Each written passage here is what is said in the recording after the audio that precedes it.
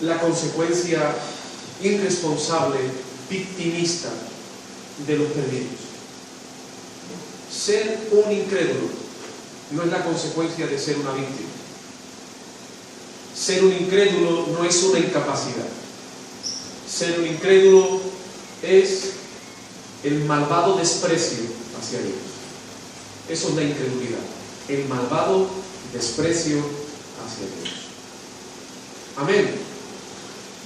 Y quiero que quede bien claro que creer sin obediencia es incredulidad. Amén. Amén. Creer sin obediencia es incredulidad. Por favor, te lo repito para que te examines. Yo lo único que quiero es tu salvación. Pero si solo dices que crees y no obedeces, no eres salvo. Ahora esta pregunta: ¿mi vida puede ser definida como una vida de obediencia a la fe que tengo?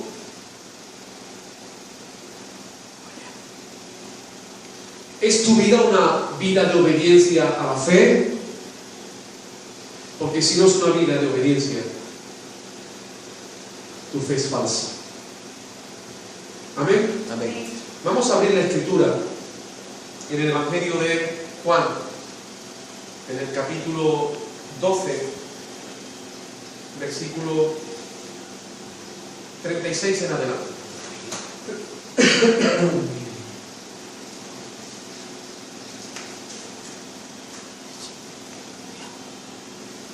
La verdad, hermanos, que yo tengo el deseo de que cuando este sermón termine, te lleves para la casa y para toda tu vida la verdadera razón por la cual el hombre no responde a Cristo con verdadera fe.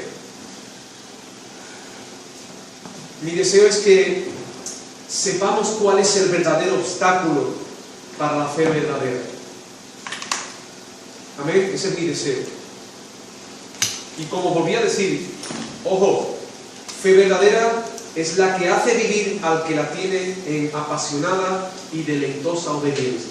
Amén. Fe verdadera es aquella que lleva a vivir al que la tiene en apasionada y deleitosa obediencia. Y si eso no es así, solo es maldad e incredulidad. Amén. Amén.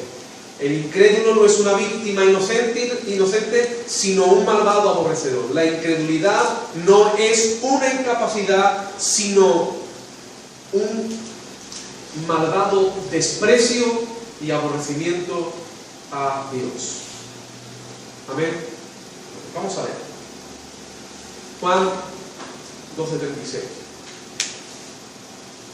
Recordad el sermón de la semana pasada, terminaba así: entre tanto que tenéis la luz, creed en la luz, para que seáis hijos de luz. Amén. Vuelvo a repetir el aviso: entre tanto que tenéis la luz, creed en la luz, para que seáis hijos de luz. Estas cosas habló Jesús, y se fue y se ocultó de ellos. Después del aviso, Jesús se ocultó de ellos, se ocultó en su vida pública. A partir de este momento, Jesús terminó con su ministerio público. Recuerdan, hermanos, esto es la semana de la pasión. Aquí estamos aproximadamente a martes y estamos a 4 días de la muerte y resurrección de nuestro Señor Jesucristo, de ese momento de pasión. 37 dice: y ahora aquí es Juan el que habla, ¿de acuerdo? Juan hace como un resumen de la vida de Jesús y dice esto: pero a pesar de que había hecho tantas señales delante de ellos, no creían en él. ¿Lo repito? Mira el dolor del corazón del apóstol Juan y la explicación por qué Jesús en toda su vida ministerial recibió la oposición de Israel. Pero a pesar de que había hecho tantas señales delante de ellos, no creían en él. Amén. Dice, y mira la razón por la cual no creían, y esto es llamativo: para que se cumpliese la palabra del profeta Isaías, que dijo: Señor, ¿quién ha creído a nuestro anuncio? ¿Y a quién se ha revelado el brazo del Señor? Por esto no podían creer, porque también dijo Isaías: cegó los ojos de ellos y endureció su corazón, para que no vean con los ojos y entiendan con el corazón y se conviertan y yo los sane. Isaías dijo esto cuando vio la gloria y habló acerca de él. Con todo eso, aún los gobernantes, muchos creyeron en él, pero a causa de los fariseos no lo confesaban abiertamente, para no ser expulsados de las sinagogas, porque amaban más la gloria de los hombres que la gloria de Dios. Amén. ¿Estás aquí? Comenzaré con algunas preguntas que nos ayudarán a preparar nuestro entendimiento en desechar argumentos falsos que sirven para quitar responsabilidad a aquellos que cometen actos atroces y violentos, y así sustituir estas mentiras por la cruda verdad que nos ayudará a tener un juicio claro, sabio, justo, de verdadera identidad ante esta situación. Amén. Una pregunta: ¿es la ludopatía, es decir, la adicción al juego o el adicto al juego, un enfermo mental, un incapacitado mental que no es consciente de la gravedad de sus actos? ¿Lo has oído? Te lo volveré a repetir. ¿Es el ludópata es un adicto al juego, un enfermo mental, incapacitado mentalmente, que no es consciente de la gravedad de sus actos? Eso es verdad. ¿No sabe que gastarse el dinero de su familia es una asquerosa maldad egoísta? ¿Qué piensas tú?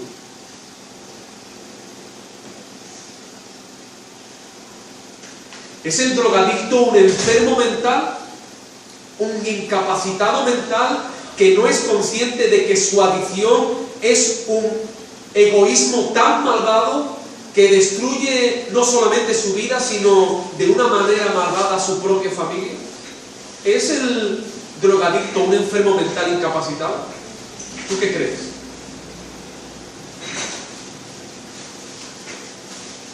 ¿Es el iracundo, el soberbio, el egoísta, que solo le importa su comodidad o gustos del momento, o el rebelde que no se somete a nadie, una víctima? ¿Un imposibilitado mental que no sabe, no es consciente de su egoísmo, ira, soberbia? Que su comportamiento es cruel, que destruye el corazón, el alma, el amor de los suyos, y que no debieran de ser tratados con ese desprecio. ¿No lo sabe el que tiene un carácter tan desordenado, iracundo, soberbio, egoísta, que es capaz de destruir a los suyos? ¿No es consciente? ¿Es un enfermo mental? ¿Es un incapacitado? ¿Tú qué crees?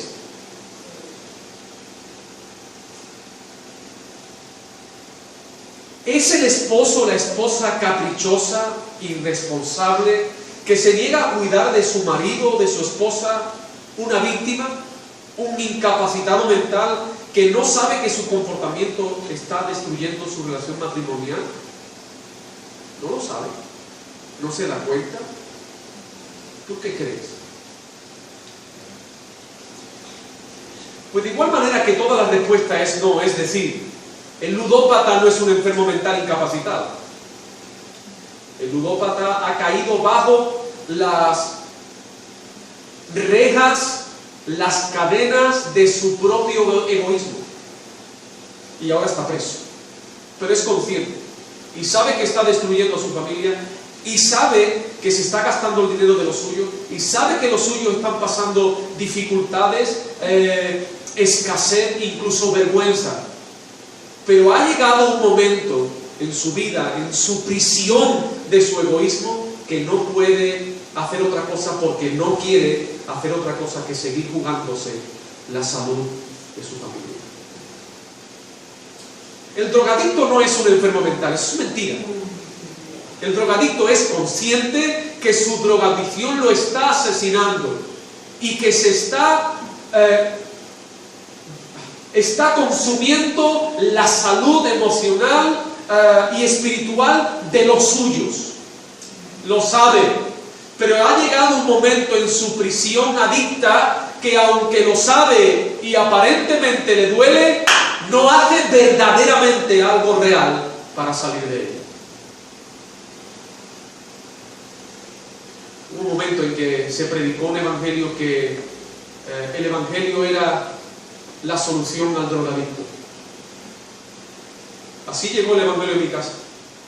Mi hermano mayor le dijo a mis padres: ¿sabes qué? Hay unas personas, unos gitanos que predican la Biblia y eso lo que hace es que hace que los niños salgan de la droga. Mis hermanos tenían problemas de droga.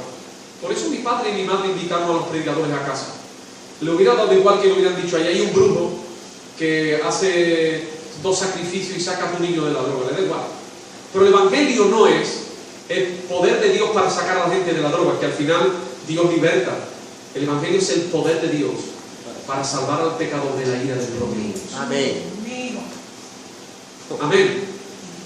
De igual manera, hermanos, que todos estamos de acuerdo que todos esos casos que hemos dicho, y luego les daré más casos que le llamarán la atención, no son el producto de una incapacidad, sino del corazón malvado, caído y egoísta del hombre.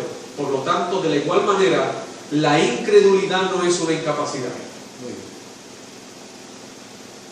sino un malvado desprecio a Dios. Cuando digo incredulidad, hablo de todas las formas de incredulidad al no creer la verdad acerca de quién es Dios, de cuál es su voluntad y de cómo debemos de vivir. Si alguien no vive conforme a la sana doctrina, es un incrédulo, alguien que desprecia la verdad. Si alguien no conoce la voluntad de Dios, es porque desprecia la voluntad de Dios y no le interesa conocerla. Y si alguien no conoce al verdadero Dios, es porque el desprecio de su corazón le lleva a vivir lejos, a distancia de la verdadera identidad de Dios. Y de eso, el incrédulo es responsable. Amén. Bueno, entremos al texto que hoy está delante de nosotros en nuestra serie expositiva del Evangelio de Juan. Versículo 36. Dice: entre tanto que tenéis la luz, creed en la luz para que seáis hijos de luz. Amén. Aviso, alarma, se encienden las luces, suena la sirena de peligro. Entre tanto que tenéis la luz, creed en la luz para que seáis hijos de luz. Estas fueron las últimas palabras de Jesús a las multitudes. Las últimas. A partir de ahí Jesús entra en su semana personal de pasión. A partir de ahí es traicionado, llevado ante Pilatos, juzgado de manera injusta, llevado a la cruz, crucificado, enterrado y al tercer día resucitado. Pero fueron las últimas palabras. ¡Cuánto amor! Hermanos, ama a quien te avisa, porque el que te avisa te quiere. Amén. Ama a quien te exhorte, porque el que te exhorta se expone incluso a tu crítica, a tu malestar, por amor de tu alma. Ama a los que te corrijan, porque el que te corrige no quiere tu mal. El que quiere tu mal es aquel que cuando estás extraviado cierra la boca, enmudece. ¿Cuántos púlpitos están llenos de mudos? Como dice la Escritura, perros mudos, que ante la perdición de los asistentes no ladran, que en vez de ser trompeta de Dios para avisar del inminente advenimiento del juicio de Dios, lo que hacen es entretener a la gente para que el local esté bien lleno. Te aviso desde aquí en la responsabilidad que me toque, para quien vea, mire, oiga este sermón. Cuidado, pastor,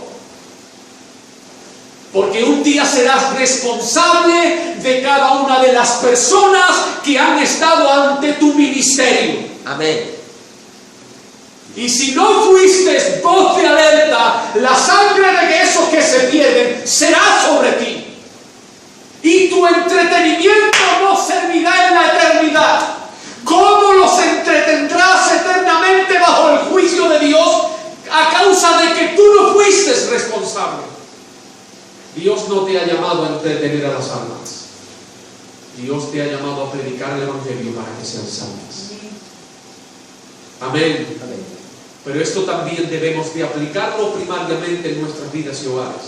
Hermanos, los nacidos de nuevo, los siervos de Dios, las hijas de Dios, estamos llamados a ser una voz de alerta y de alarma en medio de nuestros hogares. Y si los tuyos se van a incomodar, los tuyos van a expresar eso, su malvado desprecio hacia Dios, pero tienes que saber que tú tienes en la mano el poderoso mensaje del Evangelio que los salva, que cambia sus naturalezas.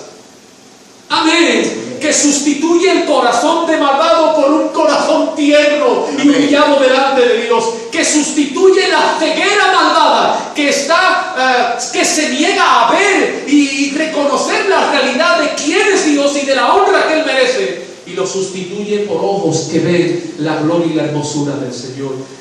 El mensaje del Evangelio es el poder de Dios. Contiene el poder de Dios para quitar la venda de los ojos. La venda que el diablo ha puesto sobre las almas, impidiéndole, aún ellos son responsables, el diablo interviene para que no les resplandezca la luz de Cristo. Pero este mensaje del Evangelio es el mensaje que es la luz para el ciego y para el perdido.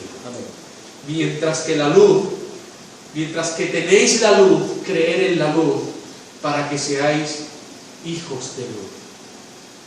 Porque si todavía no eres hijo de luz, sí eres hijo, pero de las tinieblas. Jesús lo habló claramente: vuestro padre es el diablo. No sois hijos de Abraham. Ellos se creían hijos de Abraham. Ellos se consideraban pueblo de Dios, como mucha gente se considera pueblo de Dios, pero es la responsabilidad de nosotros sus siervos, de vosotros sus hijos, de en amor por las almas, traer conciencia y decir: ¿sabes qué? Aunque tú crees que eres pueblo de Dios, no lo eres. Arrepiéntete. Y la evidencia de que no lo eres son tus obras. Jesús le dijo: sois hijos del diablo porque las obras de vuestro Padre queréis hacer desde el principio. Amén. Estas fueron las últimas palabras públicas, la última ocasión del ministerio público de nuestro Señor Jesucristo ante los perdidos. Entre tanto que tenéis la luz, creed en la luz para que seáis hijos de la luz. Amén. Amén. Y dice el apóstol Juan: estas cosas habló Jesús y se ocultó de ellos. Aviso: hay un momento para la revelación y hay otro momento para ocultarse. Mi esposa y yo esta mañana hablábamos acerca de el silencio de 400 años, desde el último profeta hasta que llegó Juan el Bautista. 400 años donde Dios guardó silencio para su pueblo. Hermanos, valoren, estimen, atesoren este momento de oportunidad, este momento de luz del Evangelio. Amén. Amén. Aprovechenlo para correr hacia el Señor y corran clamando: sálvame, sálvame, Padre, engéndrame. Recuerda, es Dios quien engendra y no los hombres ni la voluntad de los hombres. Dios es el Dios de la salvación también. Acude al Dios de la salvación para que te salve. Dice estas cosas, habló Jesús y se fue y se ocultó de él. Recalcamos que esta separación de la vida pública fue definitiva. Se apartó y se ocultó literalmente de las multitudes. Versículo 37 dice, esto ahora es el apóstol Juan, donde viene a resumir todo lo que ha pasado en la vida ministerial de Jesús. La vida ministerial pública de Jesús termina y Juan, el escritor, inspirado por el Espíritu, va a explicarnos qué es lo que ha pasado. Es muy triste, hermano. Y lo que ha pasado, el versículo 37 dice, pero a pesar de que había hecho tantas señales delante de ellos, no creían en él. No creían, dijo el apóstol Juan, sorprendido. Juan cuenta 5 milagros tan solamente. Pero eso no significa que fueron los únicos milagros. Luego vamos a los diferentes evangelistas y despliegan o hacen un despliegue narrador más extenso acerca de los milagros de Jesús. Pero también al final de su libro, el Evangelio de Juan, el propio evangelista Juan dice, muchas cosas hizo el Señor, muchas señales que no están escritas, que si se hubiesen escrito no habría libros para captarlos. Cuántas señales, cuánto amor, cuánta demostración. Pero no creían, decía Juan. Indica que había una falta de voluntad constante, progresiva, de aceptar a Jesús con una fe genuina y viva.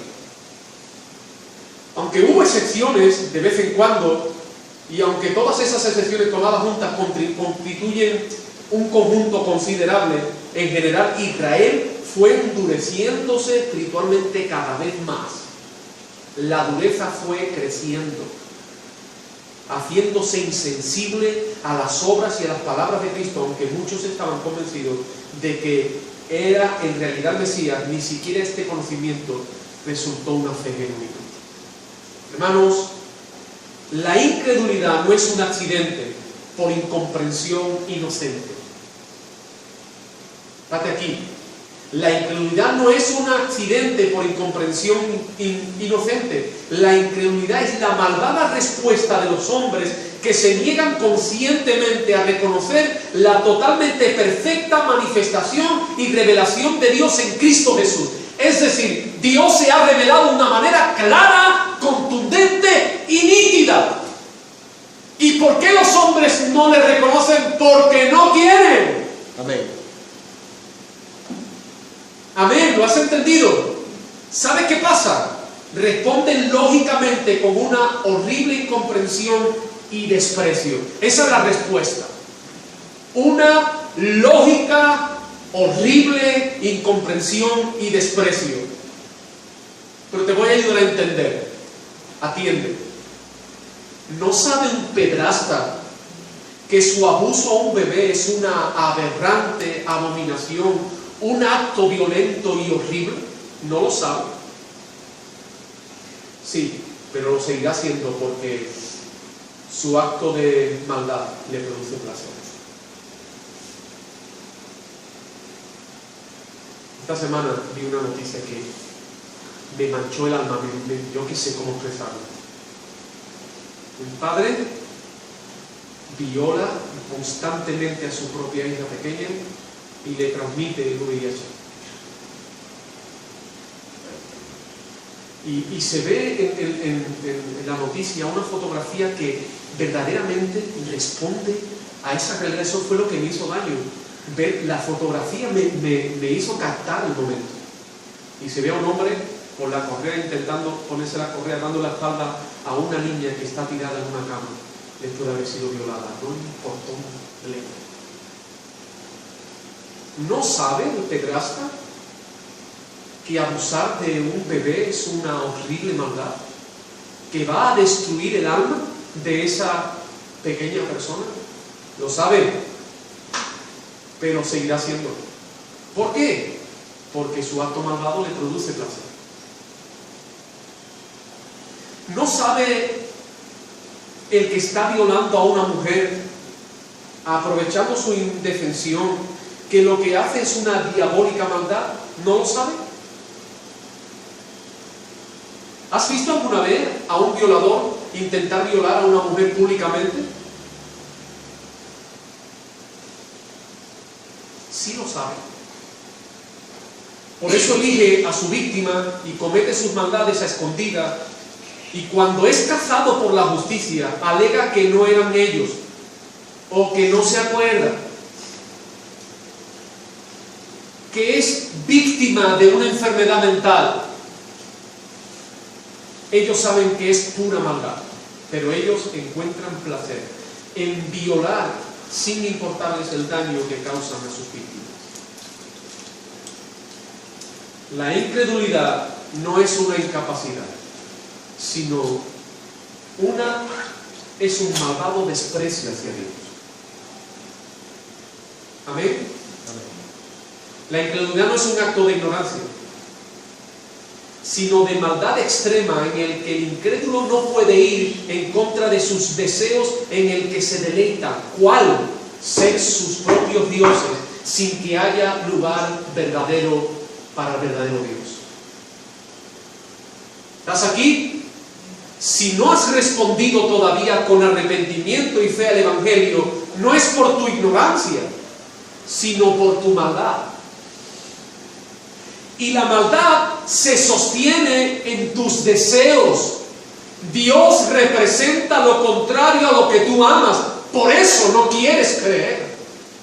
Por eso cierras el oído. Por eso miras hacia otro lado. Porque Él representa todo lo contrario de lo que tú quieres. Y lo único que quiere el hombre es ser su propio Dios. Amén.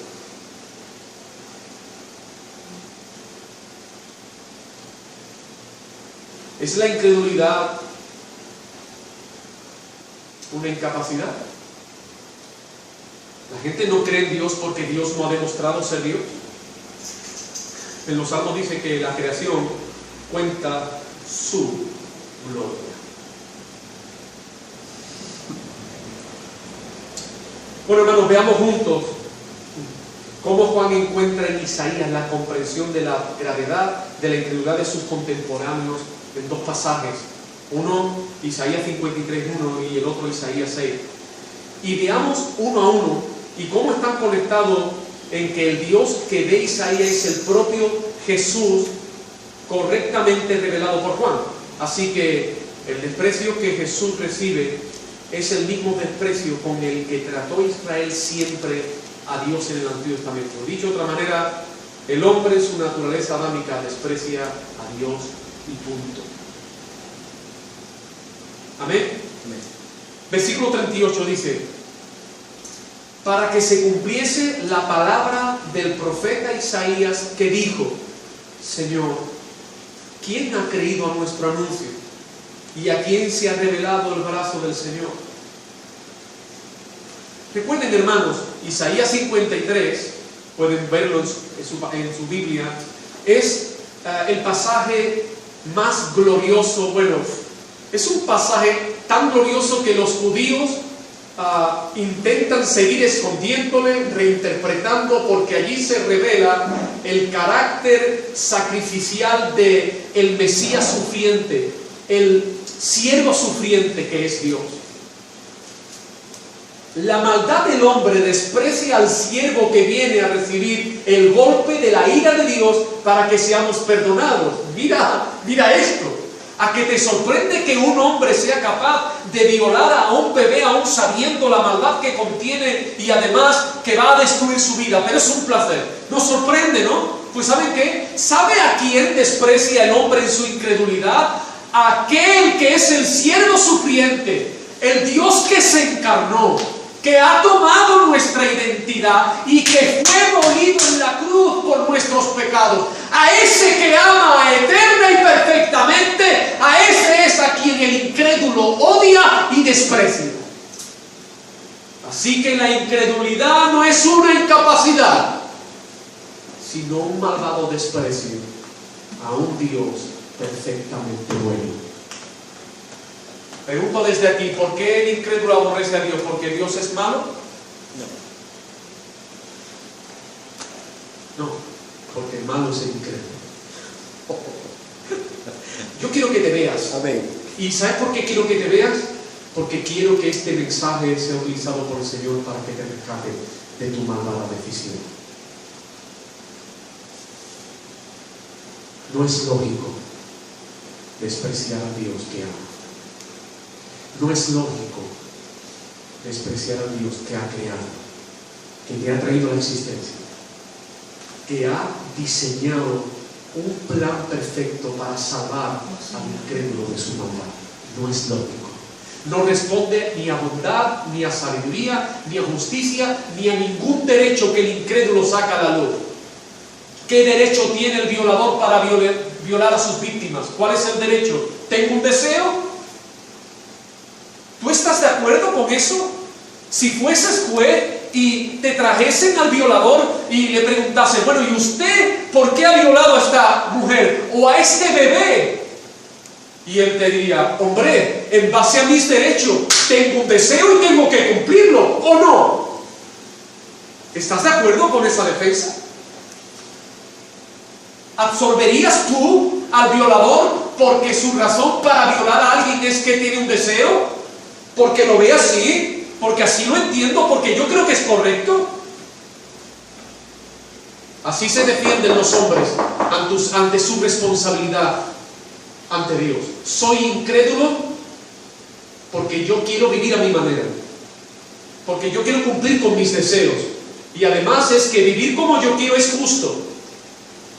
Así que no estás de acuerdo con que el violador sea absuelto porque viola por su placer, pero tú quieres ser absuelto delante de Dios, que no quieres honrarle y glorificarle porque tienes tus propios placeres y deseos. Pues si tú no perdonas ni absuelves al violador, al pedrasta, al asesino, porque sus razones son que es su gusto, que es lo que quiere hacer, está en su libertad, Dios no perdonará al impío. La Biblia dice que el que creyere será salvo, más el que no creyere ya ha sido condenado. Pues yo exprimo mucho esto, pero es que te amo y quiero hacerlo por amor a ti. ¿Qué le vas a decir al Señor? Si eres un incrédulo y estás ante el juicio eterno de Dios, ¿qué le dirás? ¿Que tenías derecho a qué? ¿A violar su voluntad tenías derecho? ¿A cometer tus maldades? ¿A sentarte en el trono de tu corazón?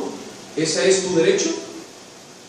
Es que yo tengo derecho a salir, es que yo tengo derecho a fornicar, es que yo tengo derecho a desear y codiciar la mujer de otro, es que yo tengo derecho a no atender a Dios, es que yo tengo derecho a negarle a Dios la gloria y la honra que Él merece. Por eso, hermano, el incrédulo no es una víctima, no es un incapacitado, sino un malvado.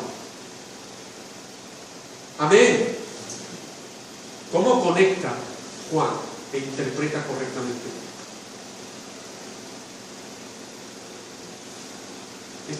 Estos contemporáneos aborrecen, odian, se llegan a creer en el Mesías, en el siervo sufriente. Amén. Pero hay otro texto más. Isaías capítulo 6. Vayan conmigo un momento.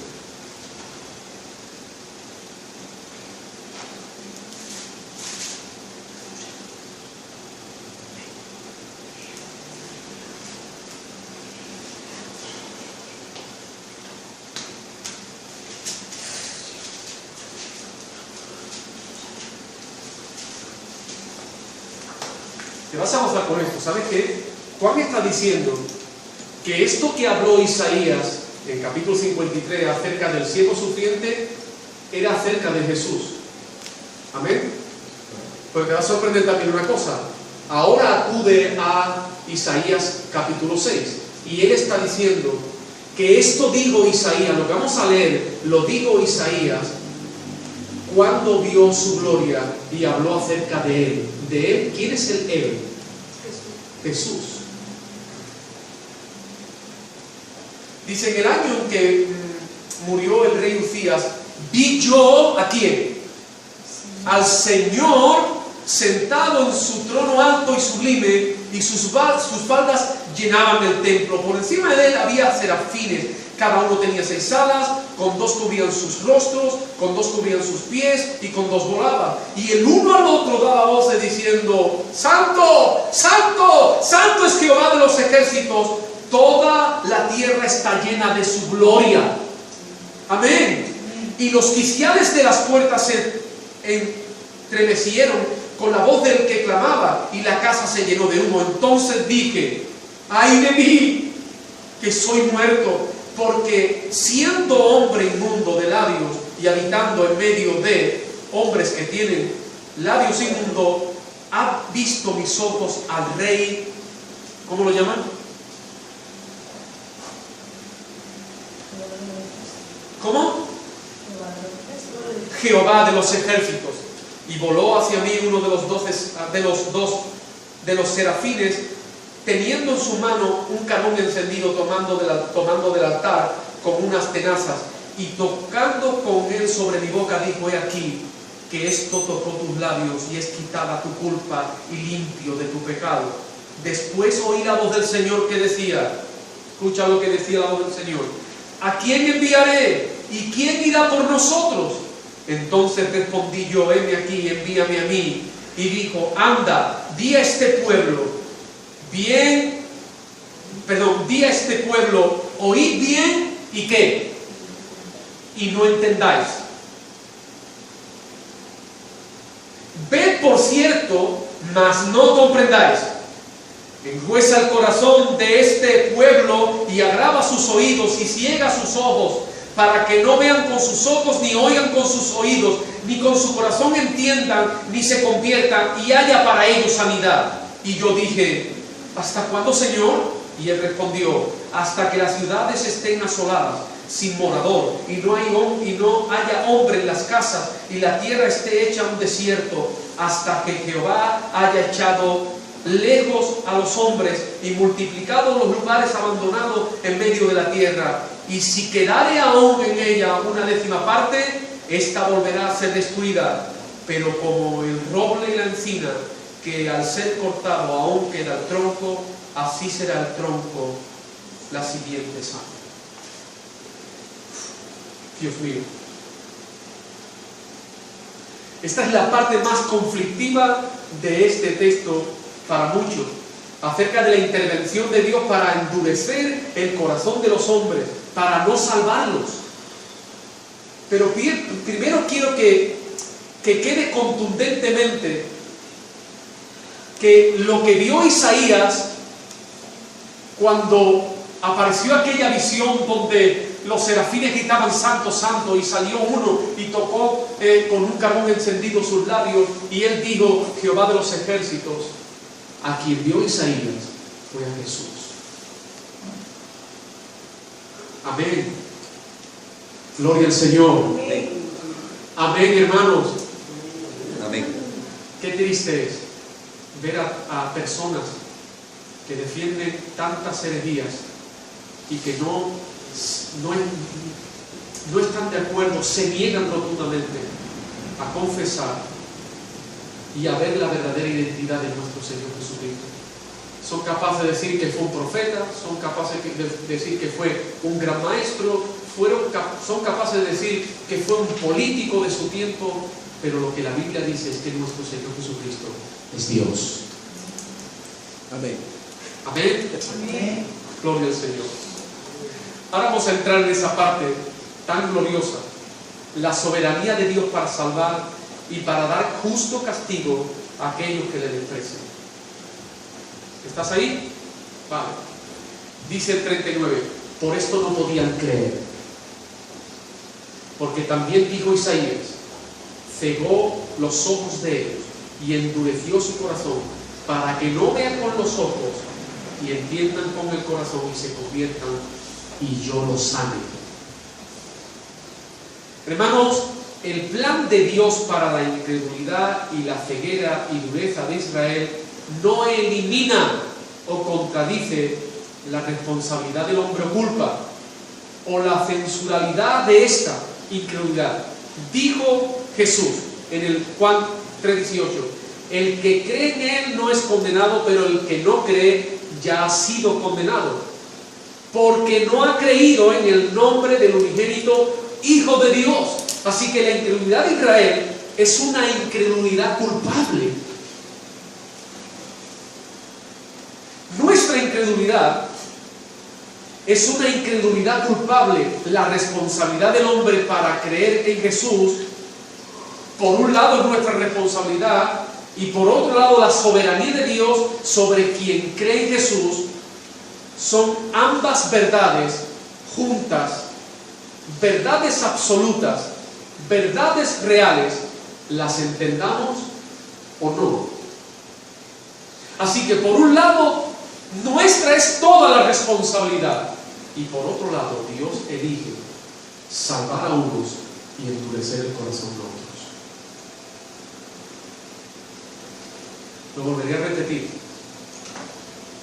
La soberanía de Dios no anula nuestra responsabilidad. Tú y yo somos responsables de la incredulidad, somos responsables de la obediencia, somos responsables de responder al Evangelio con arrepentimiento y fe. Es responsabilidad nuestra. La Biblia nos enseña que Dios quiere que todo hombre en todo lugar se arrepienta. El llamado general: venid a mí todos los cargados y trabajados y yo os haré descansar. El llamamiento del Evangelio siempre es: arrepentíos vosotros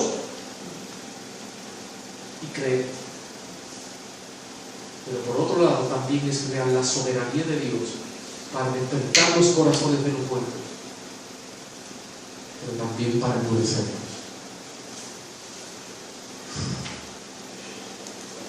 Fuerte, ¿verdad? Hermanos, yo digo esto porque si el texto dice lo que dice, y lo está diciendo, debemos llenarnos de temor para no forzar la Escritura y que diga algo que esté más acorde con lo que estamos dispuestos a probar que sea la obra de Dios. Mucha gente hace eso. Lee estos textos, la palabra de Dios es concreta, la palabra de Dios es clara, habla de la soberanía de Dios para salvar y habla de la soberanía de Dios para endurecer el corazón del hombre. Es clara, pero hay quien no está de acuerdo con eso, entra en una crisis. ¿Yo cómo voy a hacer eso? Y entonces empiezan a doblarle el brazo a la Escritura. No. La Escritura dice lo que dice la Escritura, y si tú no estás de acuerdo, tienes un problema. Amén. Amén. Miren, hermanos, no solo el apóstol Juan, no solo Isaías, sino también Moisés, cuando escribió en Éxodo capítulo 33, 19, si quieres puedes leerlo, yo lo leeré para ti. Mira lo que dice el texto. Y le respondió: yo haré pasar todo mi bien delante de tu rostro, y clamaré el nombre de Jehová delante de ti. Y mira, ¿sabes qué dice? Éxodo 33, 19. Y tendré misericordia del que tendré misericordia, y seré clemente para con quien seré clemente. ¡Wow! Amén. Moisés está clamando diciendo: perdónalos, han pecado, el pueblo de Israel ha pecado, perdónalos. Y sale la soberanía de Dios y le dice: ¿sabes qué? Yo tendré misericordia del que yo quiera tener misericordia, y seré clemente con el que yo quiera ser clemente. Dios es soberano. Amén. Mira lo que dice Romanos capítulo 9, versículo 8. También el apóstol Pablo enseña de una manera clarísima acerca de la soberanía de Dios, la salvación y en su elección para salvar. Romanos 9:8. Esto es: no los que son hijos según la carne son los hijos de Dios, sino los que son hijos según la promesa son contados como descendientes. Porque la palabra de la promesa es esta: por este tiempo vendré y Sara tendrá un hijo. Y no solo esto, sino también cuando Rebeca concibió de uno de Isaac su padre, pues no habían aún nacido, ni habían hecho ni aún ni bien ni mal, para que el propósito de Dios conforme a la elección permaneciese, no por las obras, sino por el que llama. Se le dijo: el mayor servirá al menor, como está escrito: a Jacob amé y a Esaú aborrecí. ¿Qué pues diremos? ¿Que hay injusticia en Dios? En ninguna manera. Pues a Moisés dice: tendré misericordia del que yo tenga misericordia, me compadeceré del que yo me compadezca. Así que no depende, escucha esto, mira aquí la soberanía de Dios. No depende del que quiere, no depende del que corre. ¿De verdad, Señor? Sí. Sino de Dios, que es quien tiene misericordia. Porque la Escritura dice a Faraón: para esto mismo te he levantado, para mostrar en ti mi poder y para que mi nombre sea anunciado a toda la tierra. De manera, escucha, de manera que de quien quiere tiene misericordia, y al que quiere endurecer, lo endurece. Y dice Pablo: pero me dirás, ¿por qué pues sin culpa? Si él endurece a uno y salva a otro, ¿quién le resiste? Porque ¿quién ha resistido su voluntad? Mas antes, oh hombre, esta es la defensa del apóstol Pablo acerca de esta doctrina de la soberanía de Dios para endurecer. ¿Quién eres tú? ¿Quién eres tú para que alterques con Dios? Dirá el vaso de barro al que lo formó: ¿por qué me has formado así? ¿O no tiene potestad el alfarero sobre el barro para hacer de la misma masa un vaso para honra y otro para deshonra? ¿Y qué? Si Dios, queriendo mostrar su ira, ¿qué quería mostrar? Su ira. Y hacer notorio su poder, soportó con mucha paciencia los vasos de ira preparados para la destrucción. Y para hacer notoria la riqueza de su gracia, las mostró para con los vasos de misericordia en el que preparó de antemano para gloria, a los cuales también ha llamado, esto es, a nosotros, no solo a los judíos, sino también a los gentiles, como también en Osea dice: llamaré pueblo al que no era mi pueblo, y a la no amada, amada. Y en el lugar donde se les diga: vosotros no sois mi pueblo, allí serán llamados hijos del Dios viviente. También Isaías clama tocante a Israel: si fuera el número de los hijos de Israel como la arena del mar, tan solo el remanente será salvo, porque el Señor ejecutará su sentencia sobre la tierra en justicia y con prontitud. Como antes dijo Isaías: si el Señor de los ejércitos no nos hubiera dejado descendencia, como Sodoma habríamos venido a ser, y como Gomorra seríamos semejantes. Recuerda, hermano, si es Dios quien engendra, sí, y no la voluntad del hombre. Es Dios quien elige salvar y también quien elige endurecer. Y si Dios es merecedor de nuestro temor más real, porque Él es nuestro perfecto y creador y juez, temamos. Amén. Por eso dije que desde los púlpitos se les enseña a la gente: ¿saben qué? Jesús es nuestro Salvador. Y yo digo: amén. Gloria a Dios, me ha salvado. Desde los púlpitos se está diciendo: Jesús es nuestra provisión. Y yo digo: gloria a Dios, porque Él me provee a mí también. Pero hay algo que desde los púlpitos no se está diciendo. El Salvador, el proveedor, el amigo fiel, también es el creador y juez. Y yo también digo: amén. Por eso muchas iglesias, hermano mío, solo están llenas de incrédulos, rebeldes, que solo tienen el nombre de cristiano, que a la misma vez desprecian con su vida, y todo porque solo se les enseña que Jesús solo es Salvador, socorro, mi amigo, mi proveedor. Jesús es todo. Sí, Jesús es todo eso, pero no solo eso. Jesús también es el soberano creador y juez, y castigará a los incrédulos, a los que endurecen para su perdición. Y la única respuesta correcta que tenemos es correr arrepentido ante Él. ¿Entiendes esto? ¿Lo entiendes? ¿Sí o no? Corre. Corre y clama. Como decimos aquí en Andalucía: date patada en la espalda. Corre hacia Él, pero corre clamando: sálvame. Ten misericordia. Perdóname por mi pecado. Perdona mi malvado desprecio y transforma mi corazón en un hijo tuyo. Amén. Estamos terminando. Vaya texto, Esto para mí ha sido precioso. Ahora, ¿cómo Dios endurece y ciega para que no se salve? Bueno, lo hace por elección, lo hace por soberanía. Pero mira este detalle. El Dios Trino elige llevar a cabo la revelación y la redención a través de un Mesías que ellos no quieren. Ahora me lo bailaba.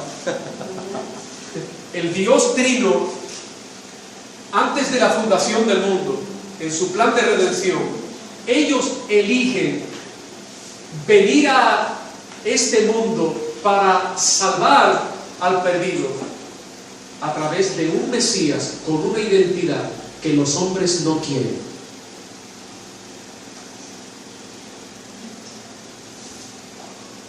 Un Mesías que no representa sus intereses, es un Mesías que ellos desprecian. Un Mesías humilde que nos lleva a nosotros a la humildad.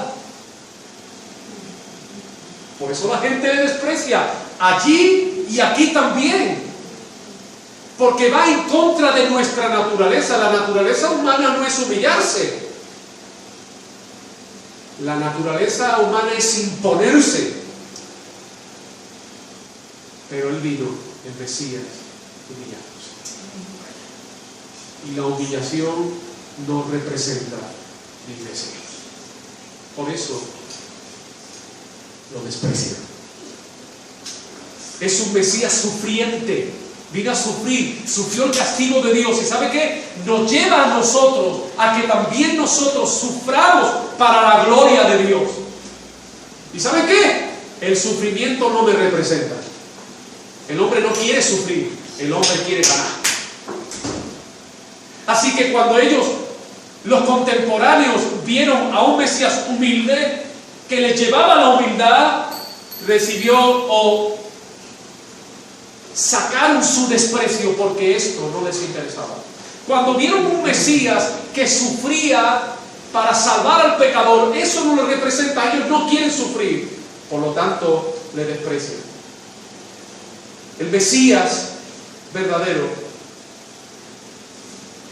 es uno que se entrega por los demás y nos lleva a nosotros a sacrificarnos para el beneficio de los demás en contra de nuestro egoísmo. Y eso no me representa. Yo no quiero sacrificarme por los demás, yo quiero que los demás se sacrifiquen por mí. Esto se ve en las casas. Hijos que dicen, ¿sabes qué? Tú tienes que sacrificarte y tú me tienes que ayudar y tú me tienes que dar y tú me tienes que comprar porque es mi derecho como hijo.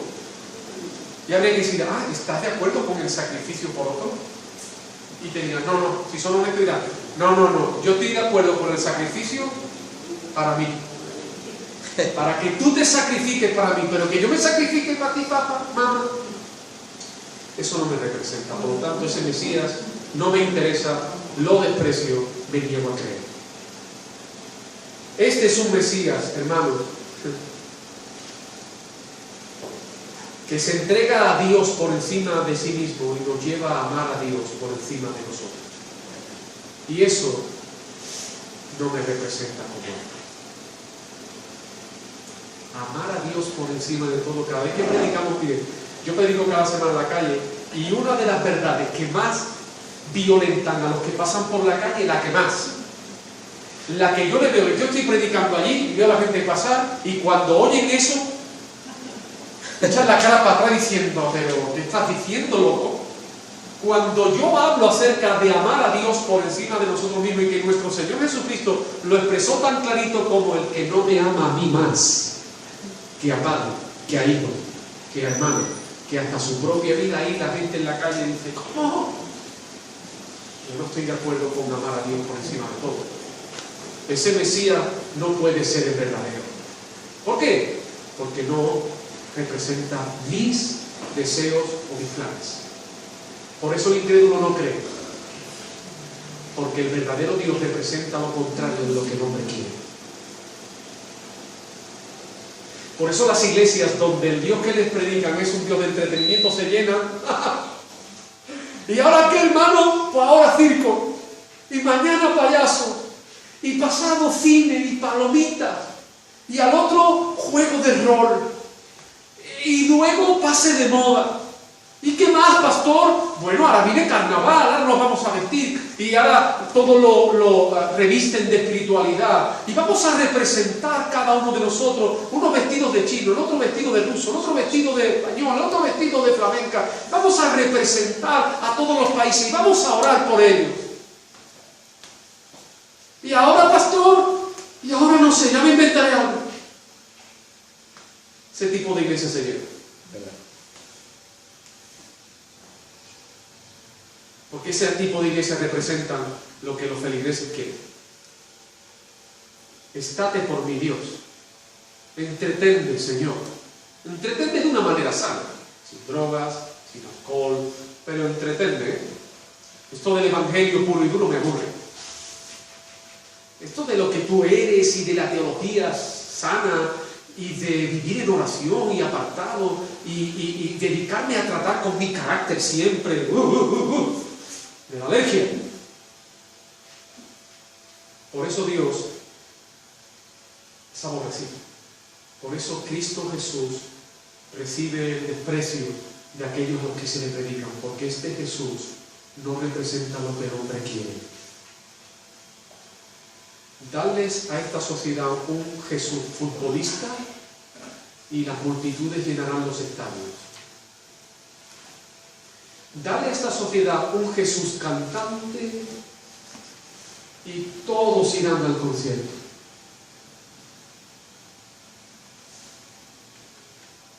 Dale a esta sociedad un Jesús humanista y toda la humanidad irá tras él.